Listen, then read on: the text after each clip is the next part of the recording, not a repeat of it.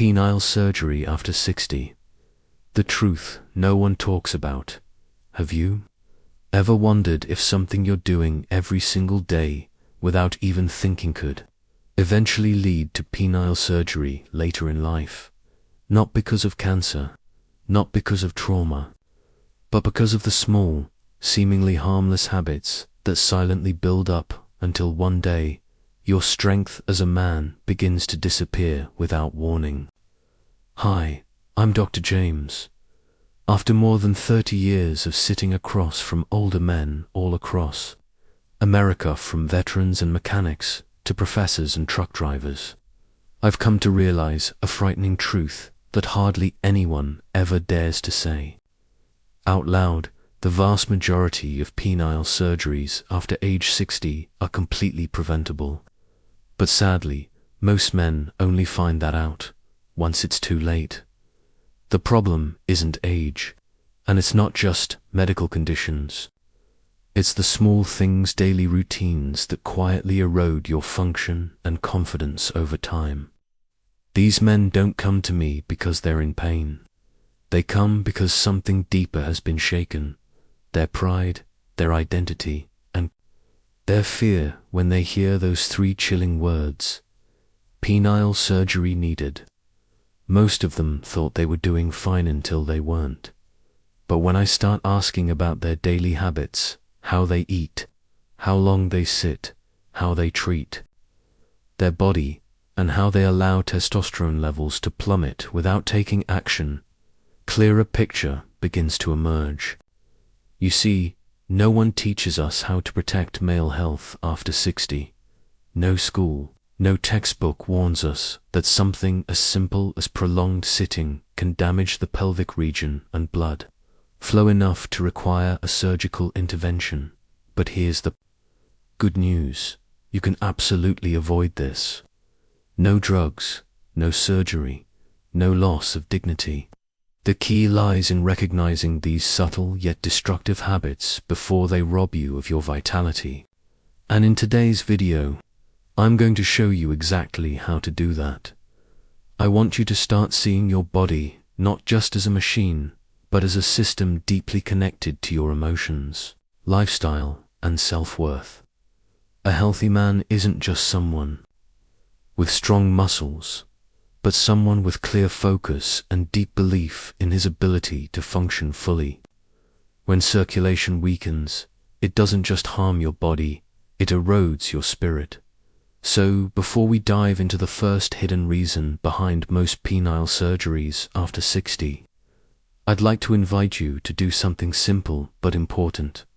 Click the subscribe button and turn on notifications. That way, you won't miss out on any health advice specifically designed for men in your stage of life. Men who understand that every decision now shapes the rest of their journey. And if you're serious about protecting your manhood, type 1 in the comments below. If you're skeptical, type 0. I read every comment and use your feedback to improve these videos for you. Now, let's begin this journey by looking at the most common and underestimated habit I see in my clinic, one that nearly every older man struggles with, but no one talks about. It's not a disease. It's not a medication. It's something as ordinary as this: sitting too long, and the damage it causes to your circulation, especially in your lower body, is far worse than most men ever realize. Let me explain why. 1. Sitting too long, the circulation assassin you didn't see coming. Let me ask you something that might hit close to home. How many hours did you sit yesterday without even realizing it? You see, this might sound harmless, but for men over 60, it could quietly be the most dangerous daily habit, threatening your sexual health and overall vitality. And unfortunately, I've seen what happens when we ignore it. I'll never forget one of my patients, John, a retired engineer in his late 60s. He came to see me with complaints that many men are too embarrassed to admit: loss of desire, numbness in the groin area, and that gnawing sense that something's not right down there. His blood tests were surprisingly fine. Testosterone wasn't ideal, but manageable. So I asked him a simple question. "John, how many hours a day do you sit?" He paused, then replied, "Pretty much all day. I sit at breakfast. I sit while reading. I sit through TV. Then I go to bed." That was the real problem. What most men don't realize is that prolonged sitting, especially after age 60, isn't just a comfort issue. It's a slow, silent assault on the very blood vessels that nourish your manhood. When you sit for hours at a time, day in and day out, you're applying chronic pressure to your pelvic floor. That pressure compresses the arteries and veins, responsible for delivering blood to your penis. And the older you get, the more fragile and narrow those vessels become. They lose elasticity, they constrict, and they depend on one thing to stay healthy: movement. But when there's no movement, circulation slows, the muscles in your lower body weaken. Oxygen can't reach the tissues the way it used to, and gradually, erectile tissues begin to degenerate. Cells die. Sensation fades. Erections become weaker, less frequent, and harder to maintain. But it doesn't end there. Men who spend too much time sitting are also at higher risk of developing pelvic congestion syndrome, a condition where blood pools in the lower abdomen and groin. The result: chronic discomfort, swelling, and progressive damage to vascular tissue. And here's the part no one warns you about. If left untreated, this can lead to complete functional shutdown. Yes, I've seen it firsthand. Vessels constrict. Beyond recovery, erectile tissues harden and scar. Medications stop working. Devices fail. And when all else fails, there's only one road left: surgery. Sometimes it's a penile implant. Other times, it's vascular reconstruction. In either case, it's invasive, expensive, and deeply emotional, just physically, but mentally. I've sat across from proud, stoic men who broke down when they realized that something they thought was normal had slowly stolen their manhood. And what makes this so tragic? It's preventable, entirely. You don't need to run marathons or go to the gym 7 days a week. You just need to stand. Every 30 to 60 minutes, simply get up, walk around the house, do a few gentle stretches. Even standing while reading or watching TV helps restore blood flow. These small acts are more than just movement, they are medicine. I often tell my patients, your chair may be more dangerous than your cholesterol. And I mean it. After 60, the difference between sitting all day versus moving regularly could be the difference between long-term function and irreversible loss. Now, if you've already noticed warning signs, reduced morning stiffness, numbness, or a drop in sensitivity, don't panic. The body is resilient. Even after 60, recovery is possible. But it doesn't happen by waiting. It starts with action. So here's what I told John, and what I tell every man who wants to avoid that final surgical option. Begin today by standing up once an hour. Take a brief walk after meals. Try light bodyweight squats or simple leg stretches. But most importantly, stop thinking of movement as exercise. Think of it as your daily prescription, because that's exactly what it is. And before we move on to the next hidden habit silently damaging your circulation and vitality, I want to hear from you. How many hours a day are you sitting? Drop a number in the comments, no judgment, just awareness, because awareness is where recovery begins. 2. The silent destroyer of penile tissue, and the second hidden threat after 60. Let me ask you this. Could what you're putting on your plate every day be quietly dismantling your sexual health, bite by bite? We've just talked about the damage caused by sitting too long, but movement alone isn't enough, because the second most overlooked threat hiding in plain sight is likely in your kitchen. And unlike sitting, this one doesn't just reduce blood fluid, feeds the very inflammation that destroys your penile tissue from the inside out. A few years ago, I met a man named Richard. He was 72, recently widowed, gentle in voice and spirit. But his concern was clear. "Doctor," he said, "it's just not the same anymore. There's no strength, no sensation, and sometimes nothing at all." We ran the usual test: testosterone, vascular scans, nerve function. Everything came back within a range I wouldn't panic about. But then I asked him to walk me through his meals: breakfast, boxed cereal and orange juice; lunch, white bread sandwich, deli meat, a side of chips; dinner, fried chicken or frozen; pizza, maybe something sweet afterward. In other words, nothing extreme, nothing out of the ordinary for men his age.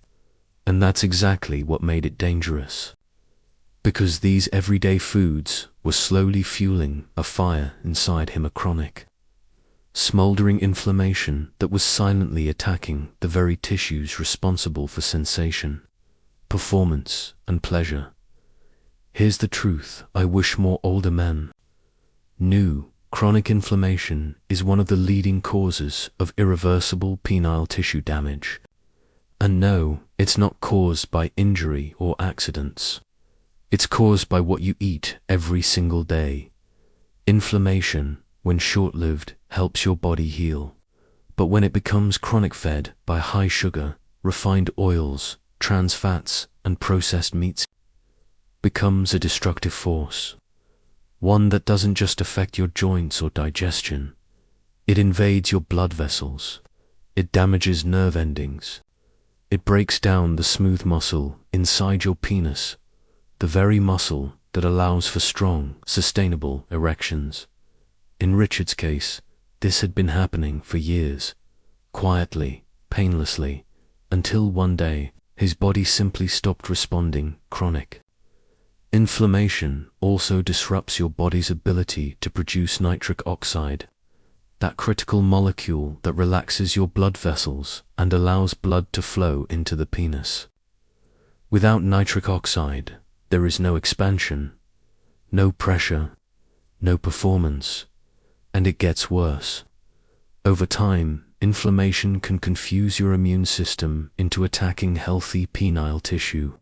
This leads to microscarring, loss of sensitivity, and in severe cases, Peyronie's disease, painful condition caused by internal scar tissue that leads to curvature and dysfunction. In extreme cases, when medication and therapy fail, surgery becomes the only option, but it doesn't have to reach that point. The good news: the body is incredibly responsive when given the right fuel. I told Richard what I now tell all my patients over 60. Your plate is either your poison or your prescription. Within just a few weeks of eliminating ultra-processed foods and switching to anti-inflammatory choices, leafy greens, wild berries, extra virgin olive oil, turmeric, fatty fish like salmon, and a cup of green tea daily, Richard began noticing a change. His morning erections came back, sensation improved, and more than anything, hope returned to his eyes. He didn't need a blue pill. He didn't need a surgeon. He needed a mirror and the courage to change. And now I ask you, what's on your plate today?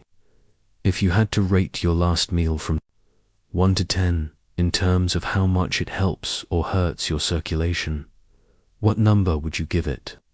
Let me know in the comments. Your awareness may help someone else too, because the truth is, reclaiming your vitality starts not just with movement, but with what you feed your body and brain, your emotions, your confidence, your energy. They're all connected to your blood flow, and your blood flow is connected to your food. So don't wait for a wake-up call. Choose healing, choose circulation, choose life. Up next, we're going to look at the third silent trap that sabotages men's functions, something millions do alone, in private, and in the wrong way. You won't want to miss this. 3. Improper self-stimulation, a small act with lasting damage. Let me ask you something that many men are often too embarrassed to say out loud. Could the way you touch yourself in private be silently injuring you in ways that affect your confidence, your sensitivity, and even your need for surgery later on? After discussing how food and inflammation silently sabotaged male function, we now turn to something even more intimate, something physical, something personal, a habit that millions of men repeat without thinking twice, often for decades, not realizing it may be causing microtrauma to the very tissue they rely on for pleasure, performance, and connection. It's a delicate conversation, one I've had countless times with men who finally build the courage to ask, usually in a quiet voice, right as they're about to leave the room, "Doctor, do you think the way I touch myself could be part of the problem?" I always appreciate that honesty, because the truth is, no one ever teaches men how to care for their bodies, especially in this most private aspect of life. We grow up figuring things out on our own, in silence, through trial and error. And often, we carry those same techniques into our 50s, 60s, and beyond, without ever questioning their impact. But here's what I need you to hear clearly. The way you self-stimulate matters, especially after 60, when the skin becomes thinner, the blood vessels more fragile, and the erectile tissue less resilient. What once worked at 30 might now be slowly breaking you down at 70. I think of a patient named Walter. He was 68, retired, from a factory job, still physically active, but struggling in the bedroom. He described reduced sensitivity, mild pain during erections, and a strange curve he had never noticed before.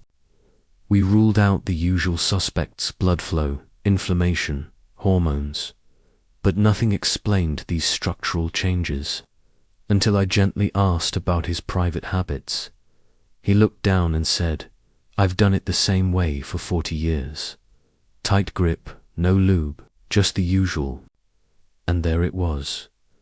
Over time, repeated self-stimulation with excessive pressure, no lubrication, and in awkward positions can cause tiny tears in the erectile tissue. These micro-injuries don't bleed or bruise, but they add up. The body tries to repair them, but as we age, that repair process becomes imperfect. Instead of restoring smooth muscle, the body lays down scar tissue. And that's how Peyronie's disease often begins. A bend, a twist, a pain where there never was one. What's tragic is that most men don't even realize they're harming themselves. It's not about shame, it's about education and understanding that your nervous system adapts. If your brain is only exposed to intense pressure and friction, it becomes less responsive to gentler, more natural stimulation. The result: less satisfaction with your partner, a growing sense of frustration, and in some cases, a complete emotional withdrawal from intimacy. Some men chase increasingly intense sensations just to feel something, trapped in a cycle that leads not to pleasure, but to numbness and emotional distance. The good news: you can stop the damage, you can heal, you can restore. Small adjustments make a big difference. Use lubricant, ease up on your grip, change positions. Give your body time to rest and repair between sessions. I've had patients who, by simply modifying their habits, reversed mild curvature, restored sensitivity, and reduced pain significantly without medication or surgery. This isn't about judgment, it's about awareness. You deserve pleasure without pain, confidence without fear, and sometimes the biggest breakthroughs come from the smallest changes. So let me ask you, has this crossed your mind before? Have you ever wondered if your technique might be doing more harm than good? Drop a comment below anonymously if you need to. You're not alone. And your experience might help another man find healing. Next, we're going to explore the final and most overlooked threat to male function after 60. Not physical, not nutritional, but hormonal.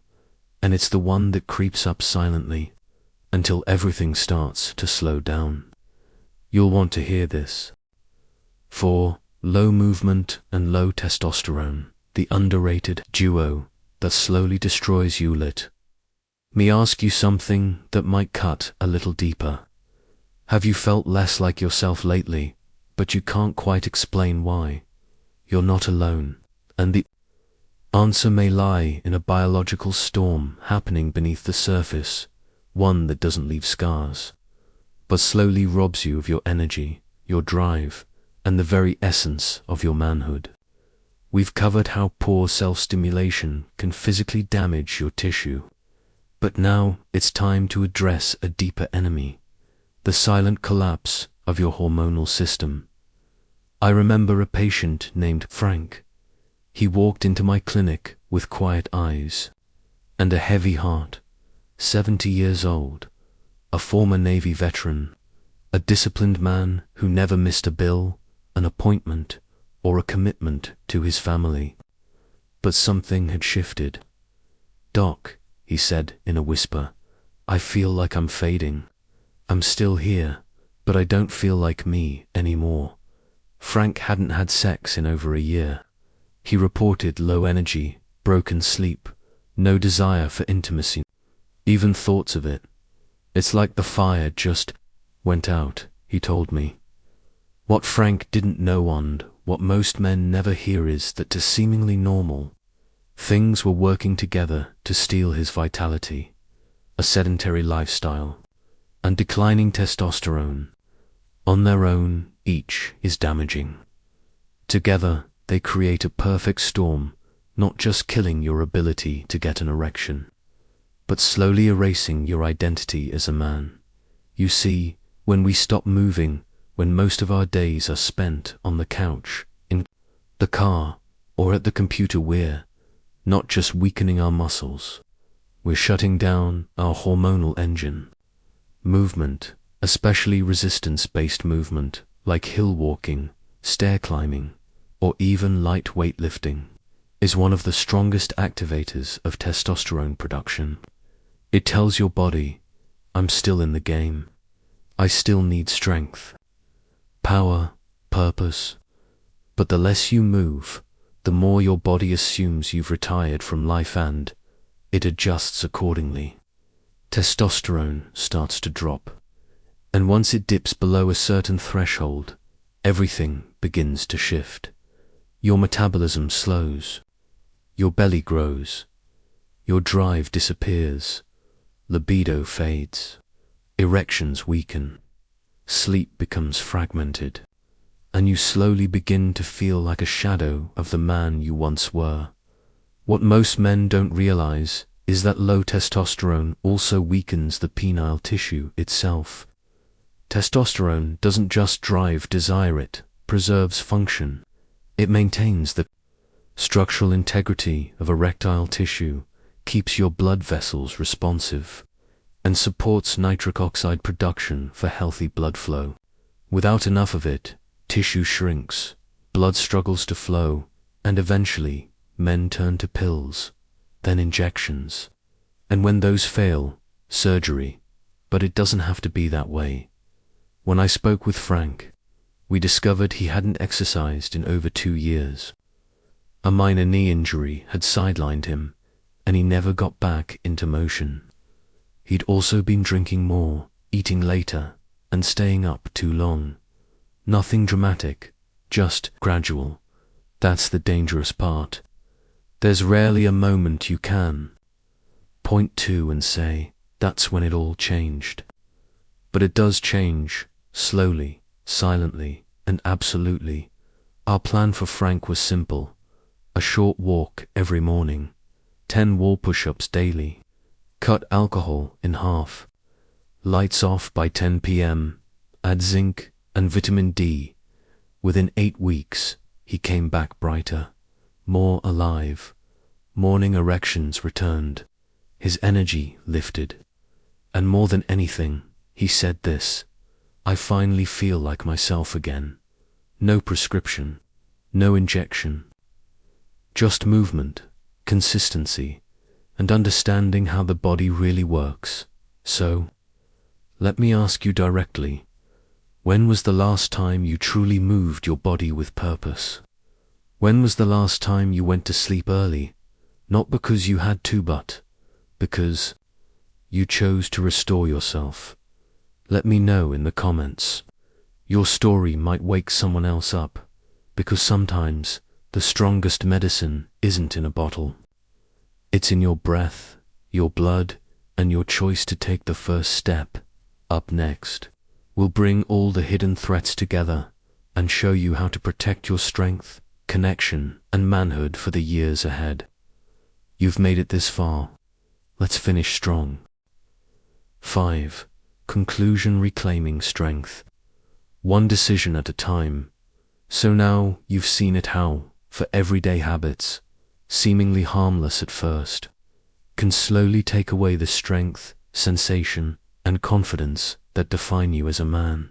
Sitting too long, eating inflammatory foods, improper self-stimulation, and letting your testosterone quietly drop through inactivity.